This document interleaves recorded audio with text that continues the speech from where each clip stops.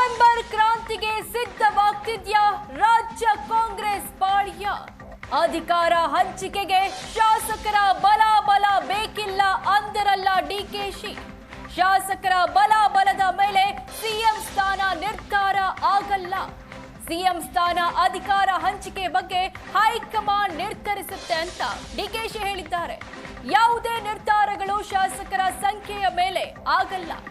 ಬಗ್ಗೆ ಏಷ್ಯಾನೆಟ್ ಸುವರ್ಣ ನ್ಯೂಸ್ ಸಂದರ್ಶನದಲ್ಲಿ ಡಿಸಿಎಂ ಡಿಕೆಶಿ ಹೇಳಿಕೆ ಕೊಟ್ಟಿರೋದು.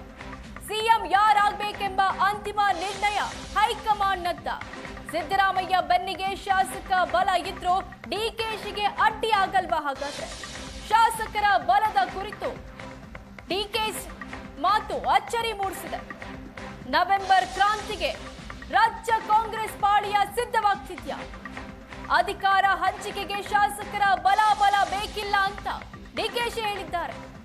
ಏಷ್ಯಾನೆಟ್ ಸುವರ್ಣ ನ್ಯೂಸ್ ಸಂದರ್ಶನದಲ್ಲಿ ಡಿಸಿಎಂ ಡಿಕೆಶಿ ಹೇಳಿಕೆ ಕೊಟ್ಟಿರೋದು. ಶಾಸಕರ ಬಲದ ಮೇಲೆ ಸಿಎಂ ಸ್ಥಾನ ನಿರ್ಧಾರ ಆಗಲ್ಲ ಅಂದ್ರು.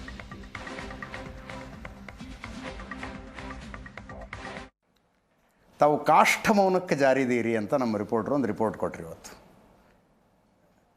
ಈ ವಿಷಯದಲ್ಲಿ ಏನೋ ಮಾತಾಡಿ ಇನ್ನೇನೋ ಅರ್ಥ ಕಲ್ಪಿಸುವಂತೆ ಆಗುವುದು ಬೇಡ ಅನ್ನುವ ನಿರ್ಧಾರಕ್ಕೆ ಬಂದಿದ್ದಾರೆ ಮತ್ತು ತಮ್ಮ ಬೆಂಬಲಿಗರು ಎಲ್ರಿಗೂ ಸ್ಪಷ್ಟ ಸೂಚನೆ ಕೊಟ್ಟಿದ್ದಾರೆ, ಮಾತಾಡಬಾರ್ದು ನೀವು ಅಂತ. ನೋಡಿ, ಯಾವ ಕ್ರಾಂತಿನೂ ಇಲ್ಲ, ಇದೆಲ್ಲ ಬರೀ ಸೃಷ್ಟಿ, ವದಂತಿ. ಕಾಂಗ್ರೆಸ್ ಪಾರ್ಟಿಲಿ ಏನು ಡಿಸಿಷನ್ಸು ಇಲ್ಲೇನೂ ಆಗಲ್ಲ. ಹೌದು, ಎಲ್ಲ ಅಲ್ಲೇ. No decisions will go on numbers. Always the party high command take a decision. ಯಾರು ನಿಲ್ಲಿಡಬೇಕು, ಯಾವಾಗ ಇಡಬೇಕು, ಎಷ್ಟು ದಿನ ಇಡಬೇಕು ಅಂತ ಅವ್ರು ತೀರ್ಮಾನ ಮಾಡ್ತಾರೆ. ನಾನು ಹೆಂಗೆ ಅರ್ಥ ಮಾಡಿ, no decision will go on numbers ಅಂದರೆ ಶಾಸಕರ ಸಂಖ್ಯೆಯ ಮೇಲೆ ಹೋಗೋದಿಲ್ಲ? ಆಗಲ್ಲ, ಕಾಂಗ್ರೆಸ್ ಪಾರ್ಟಿಲಿ ಆಗಲ್ಲ. ಯಾವಾಗಲೇ ಆಗಲಿ ಆಗಲ್ಲ. I know the Congress party. So ಅವರು ಯಾವಾಗ ಬೇಕಾದ್ರೂ, ನನಗೆ ಸಿದ್ದರಾಮಯ್ಯನವರು ನಾವಿಬ್ಬರೂ ಹೇಳಿದ್ದೀವಿ, ಅವರು ಹೇಳವ್ರೆ, ನಾನು ಹೇಳಿದ್ದೀನಿ.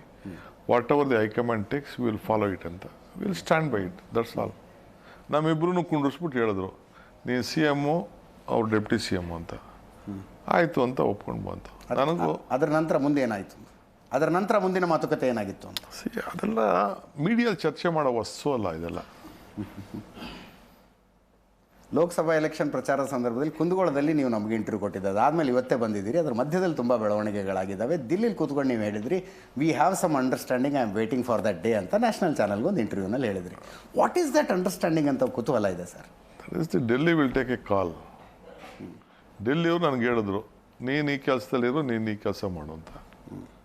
ಅಷ್ಟೇ ಮಾಡ್ತಾರೆ ಅವರು. ಸೊ ಶಾಸಕರ ಬಲ ಮುಖ್ಯ ಆಗೋದಿಲ್ಲ ಅನ್ನುವ ಸೆಂಟೆನ್ಸ್ ಅಂತ ತಾವು ಹೇಳಿ. ನಾನು ಇವತ್ತವರೆಗೂ ಯಾವ ಶಾಸಕರು ನನಗೆ I don't believe in any groupism. I don't believe in my follower. 140 ಜನನೂ ನನಗೆ ಬೇಕಾದವ್ರೆ. 140 ಜನದ ಸರ್ಕಾರ ಇದು. ನನಗೆ ಯಾರು ಜೈಕರನ್ನು ಬೇಡ, ಏನು ಬೇಡ, ಅವರೆಲ್ಲರೂ ನಮ್ಮವರೇ.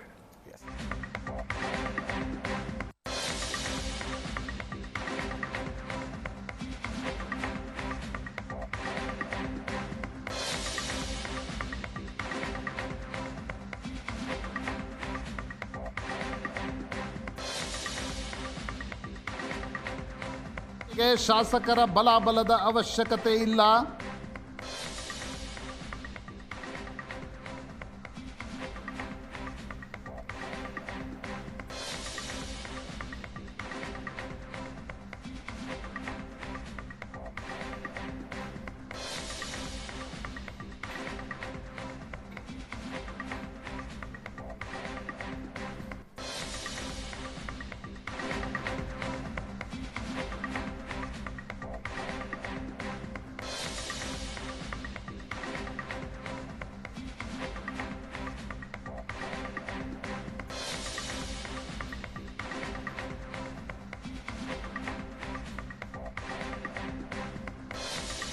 ಶಾಸಕರ ಅಭಿಪ್ರಾಯ ಕೇಳಿಯೇ ಸಿಎಂ ಆಯ್ಕೆ ಎಂದ ಗೃಹ ಸಚಿವ G Parameshwar.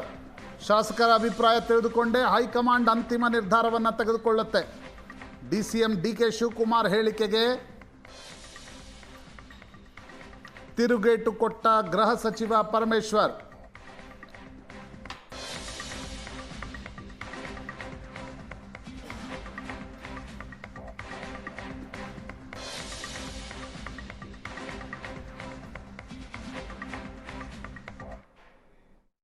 High command high command high command ನಮ್ಮ ಶಾಸಕರ ಅಭಿಪ್ರಾಯ ಮತ್ತೆ ಹೈಕಮಾಂಡ್ ಎರಡೂ ಬಹಳ ಮುಖ್ಯ. ಈಗ ಶಾಸಕರ ಅಭಿಪ್ರಾಯ ಇಲ್ಲದೇನೆ ಯಾರು ಮುಖ್ಯಮಂತ್ರಿ ಆಗಕ್ಕಾಗಲ್ಲ. ಬಹುಮತ ಇದ್ರೆ ಮಾತ್ರ ಆಗೋದು. ಮತ್ತೆ ಹೈಕಮಾಂಡ್ನ ಆಶೀರ್ವಾದನೂ ಇರಬೇಕಾಗುತ್ತೆ. ಸರ್ಕಾರವನ್ನು ಮಾಡುವಾಗ CLP ನಾಯಕರನ್ನು ಅಂದರೆ ಮುಖ್ಯಮಂತ್ರಿಗಳನ್ನು ಆಯ್ಕೆ ಮಾಡುವಾಗ ಶಾಸಕರ ಅಭಿಪ್ರಾಯ ತಗೊಂಡು ಮಾಡಿ, ಮಾನ್ಯ ಸಿದ್ದರಾಮಯ್ಯನವ್ರನ್ನ ಮಾಡಿದ್ದು ಮೊದಲನೇ ಬಾರಿ ಅದೇ ರೀತಿ, ಎರಡನೇ ಬಾರಿ ಮಾಡಿದ್ದು ಅದೇ ರೀತಿ, ಹಿಂದೆ SM ಕೃಷ್ಣ ಅವರನ್ನು ಮಾಡುವಾಗಲ ಎಲ್ಲ ಅದೇ ರೀತಿ ನಮ್ಮ ಪದ್ಧತಿ, ನಮ್ಮ ಪಕ್ಷದಲ್ಲಿ ಒಂದು ಪದ್ಧತಿ ಇದೆ. ಈಗಲೂ ಕೂಡ ಶಾಸಕರು ಅಭಿಪ್ರಾಯ ತಗೋಬೇಕು ಅನ್ನೋದು ಪದ್ಧತಿ. ಇಲ್ಲ, ನಾವು ಅಭಿಪ್ರಾಯ ಬೇಕಾಗಿಲ್ಲ ಅಂತೇಳಿ ಹೈಕಮಾಂಡ್ನವ್ರು ತೀರ್ಮಾನ ಮಾಡಿದರೆ ಅದು ಅವ್ರಿಗೆ ಬಿಟ್ಟಿದ್ದು, ಅದು ಅವ್ರ ತೀರ್ಮಾನ. ಅದಕ್ಕೆ ಹೈಕಮಾಂಡ್ ಅಂತ ಹೇಳೋದು ಅವ್ರಿಗೆ. ಅದು ಹೈಕಮಾಂಡ್ ಯಾರಿಗೆ ತೀರ್ಮಾನ ಮಾಡುತ್ತೋ ಅವರಿಗೆ ನಾವೆಲ್ಲ ಜೈ ಅಂತೀವಿ ಅಷ್ಟೇ. ಜನ ಆಕಾಂಕ್ಷಿಗಳಿದ್ರು, ಸಿದ್ದರಾಮಯ್ಯ ಇಲ್ಲ DK ಶಿವಕುಮಾರ್. ಸಿದ್ದರಾಮಯ್ಯ ಚರ್ಚೆನೇ ಇದೆಯಲ್ಲ ಸರ್? ಅಲ್ಲ, ಅವ್ರು ಫ್ರಂಟ್ ರನ್ನರ್ಸ್. ನೀವು ಸರ್? ನಾವು ಬೇರೆಯವರೆಲ್ಲ ಸೆಕೆಂಡ್ ಲೆವೆಲ್ಲು, ಥರ್ಡ್ ಲೆವೆಲ್ಲು ಹಾಗೆ. ಹೈಕಮಾಂಡ್ ತೀರ್ಮಾನಗಳು ಹೇಗೆ ತಗೊಳುತ್ತೆ? CLP ಅವ್ರಿಗೆ ಎಲ್ಲ CLPಗೆ ಮಾತಾಡಿ ತಗೋತಾರೆ, ಎಲ್ಲ ಶಾಸಕರಿಗೆ ಕೇಳ್ತಾರೆ, ಮಾಡ್ತಾರೆ. ಅದಾದಮೇಲೆ ಎಲ್ಲ ತೀರ್ಮಾನಗಳಾಗೋದು. High command always takes the pulse of the legislators and they will take a decision. ಒಂದೊಂದು ಸರಿ ಸಂಖ್ಯೆ ಹೆಚ್ಚಿರ್ಬೋದು, ಕಮ್ಮಿ ಇರ್ಬೋದು. ನಿರ್ಧಾರಗಳನ್ನು ಮೇಲ್ಗಡೆ ನಮ್ಮ ಹೈಕಮಾಂಡ್ ತೊಗೊಳುತ್ತೆ. ಎರಡೂ ಇಂಪಾರ್ಟೆಂಟ್ ಇದೆ. ಈಗ ನೋಡಿ, ಯಾವಾಗಲೂ ನೀವು ನೋಡಿ, ಅಬ್ಸರ್ವರ್ಸ್ ಕಳಿಸ್ತಾರ ಇಲ್ಲ? ಅಬ್ಸರ್ವರ್ಸ್ ಕಳಿಸಿ ಯಾವಾಗಲೂ ಕೂಡ ಏನು ಎತ್ತ, ಇಲ್ಲಿ ಪ್ರಸ್ತುತ ವಾತಾವರಣ ಹೇಗಿದೆ ಅಂತ ಕೇಳ್ಬಿಟ್ಟೆ ನೋಡ್ತಾರಲ್ವಾ? ಹಾಗೆ high command will take decision in its wisdom when the time is right. ಆ ಪಕ್ಷ ಪ್ರಜಾಪ್ರಭುತ್ವ ಇಲ್ಲದ ಪಕ್ಷ ಅಂತ ಎಲ್ಲರಿಗೂ ಗೊತ್ತಿದೆ. ಹೈಕಮಾಂಡ್ ತೀರ್ಮಾನದ ಮೇಲೆ ಆಗೋದಾದ್ರೆ ಅವರಲ್ಲಿ ಇರ್ತಕ್ಕಂಥ MLAಗಳು ಕಸ ಹೊಡೆಯಲಿಕ್ಕಿದಾರೇನು? ಕಸ ತೆಗಿಲಿಕ್ಕ ಇರೋದವರು? ಕಳೆ ತೆಗಿಲಿಕ್ಕ? ಹೈಕಮಾಂಡ್ ಒಂದೇ ಇದ್ರೆ ಸಾಕು. ಅವರು MLA ಯಾರು ಚೀಫ್ ಮಿನಿಸ್ಟ್ರು, ಯಾರು ಡೆಪ್ಯೂಟಿ CM ಅಂತ ಹೇಳಿದ್ರೆ ಸಾಕು. ಇವ್ರ್ಯಾಕೆ ಬೆಂಬಲ ಕೊಡಬೇಕು? DK ಶಿವಕುಮಾರ್ ಏನು ಇಂಟರ್ವ್ಯೂದಲ್ಲಿ ಹೇಳಿಕೆ, ನಾನು ಸ್ವತಃ ಅದನ್ನ ಕೇಳಿದ್ದೇನೆ. ಈಗಾಗಲೇ ಫೈಟಿಂಗ್ ನಡೀತಾ ಇದೆ ಕಾಂಗ್ರೆಸ್ ಪಾರ್ಟಿಯಲ್ಲಿ. ಈಗ 2.5 ವರ್ಷ, ನವೆಂಬರ್ದಲ್ಲಿ 2.5 ವರ್ಷ ಆಗ್ತದೆ. ಅವರೊಳಗೆ ಅಂಡರ್ಸ್ಟ್ಯಾಂಡ್ ಆಗೇ ಬಿಟ್ಟಿದೆ. 2.5 ವರ್ಷದಲ್ಲಿ ಬದಲಾವಣೆ ಅನ್ನುವಂಥದ್ದು ಅಂಡರ್ಸ್ಟ್ಯಾಂಡ್ ಆಗಿದೆ.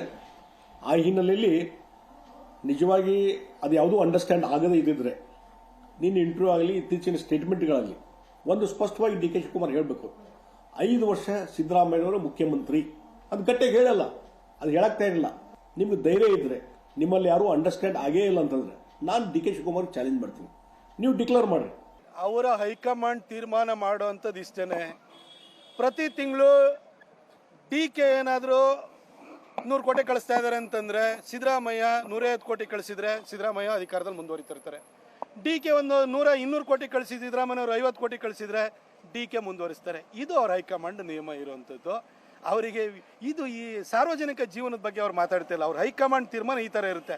ಸೂಟ್ ಕೇಸ್ ಯಾರು ಜಾಸ್ತಿ ಕಳಿಸ್ತಾರೆ ಅವ್ರ ಅಧಿಕಾರದಲ್ಲಿ ಮುಂದುವರಿತಾರೆ. ಸೂಟ್ ಕೇಸ್ ಏನಾದ್ರು ಸರಿಯಾಗಿ ಕಳಿಸ್ಲಿಲ್ಲ ಅಂತಾರೆ, ಅವ್ರನ್ನ ಇಳಿಸ್ಬಿಟ್ಟು ಬೇರೆಯವ್ರನ್ನ ಚೇಂಜ್ ಮಾಡ್ತಾರೆ ಅಷ್ಟೇ. ಇದೇ ವಿಷಯದ ಬಗ್ಗೆ ಇವತ್ತು ಮಾತಾಡ್ತೀವಿ. ಹಲವು ಜನ ಗಣ್ಯರು ನಮ್ಮ ಜೊತೆಗಿರ್ತಾರೆ. ನನ್ನ ಕೊಲೀಗ ಪ್ರಶಾಂತ್ ನಾತು ಇದ್ದಾರೆ. ಪ್ರಶಾಂತ್, ಕಾರ್ಯಕ್ರಮಕ್ಕೆ ಸ್ವಾಗತ. ಬಿಜೆಪಿಯಿಂದ ಮೋಹನ್ ವಿಶ್ವ, ನಾಗರಾಜ್ ಯಾದವ್ ಕಾಂಗ್ರೆಸ್ನಿಂದ ಇದ್ದಾರೆ. ಇಬ್ಬರು ಕೂಡ ಕಾರ್ಯಕ್ರಮಕ್ಕೆ ಸ್ವಾಗತ. ಶ್ರೀಕಂಠೇಗೌಡರು JDSನ ಮಾಜಿ MLC ನಮ್ಮ ಜೊತೆಗೆ ಮಂಡ್ಯದಿಂದ ನೇರ ಸಂಪರ್ಕದಲ್ಲಿದ್ದಾರೆ. ನಮಸ್ಕಾರ ಶ್ರೀಕಂಠೇಗೌಡ್ರೆ.